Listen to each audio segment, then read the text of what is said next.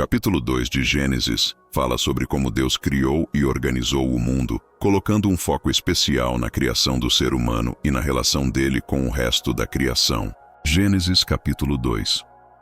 Assim Deus terminou de criar o céu, a terra e tudo o que existe neles. 2. No sétimo dia, depois de completar todo o trabalho, Deus descansou. 3. Ele abençoou o sétimo dia e o separou como especial, porque foi o dia em que descansou de toda a criação. Essa é a história de como Deus criou o céu e a terra. 5. Antes de existirem plantas e ervas, ainda não tinha chovido, e não havia ninguém para cuidar da terra. 6. Mas uma espécie de vapor subia do chão e molhava toda a superfície da terra.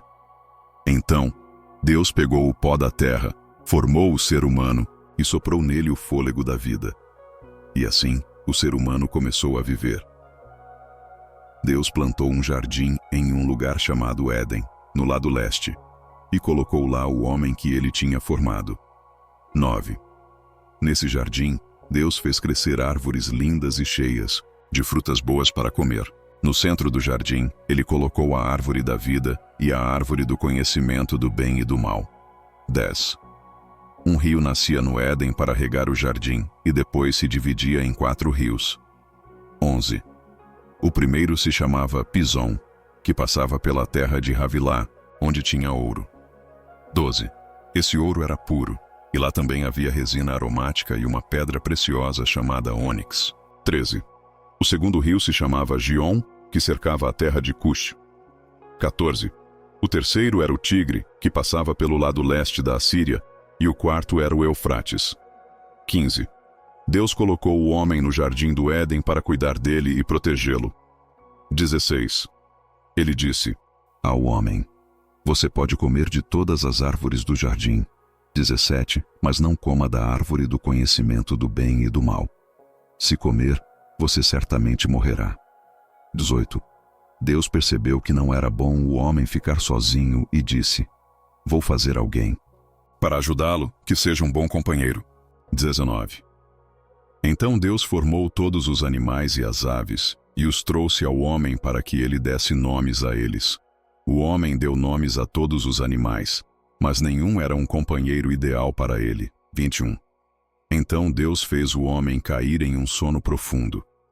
Enquanto ele dormia, Deus tirou uma das costelas do homem e fechou o lugar com carne. 22. Com a costela, Deus fez uma mulher e a levou ao homem. 23. O homem disse: agora sim, essa é parte de mim, osso dos meus ossos e carne da minha carne. Ela será chamada de mulher, porque foi tirada do homem. 24.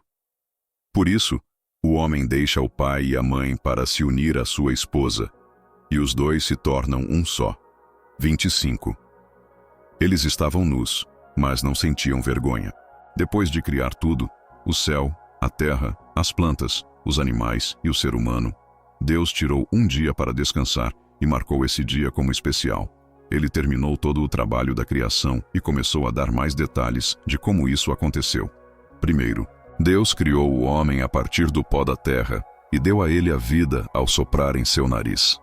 Depois disso, Deus preparou um lugar incrível, chamado Jardim do Éden, cheio de árvores lindas e frutos deliciosos.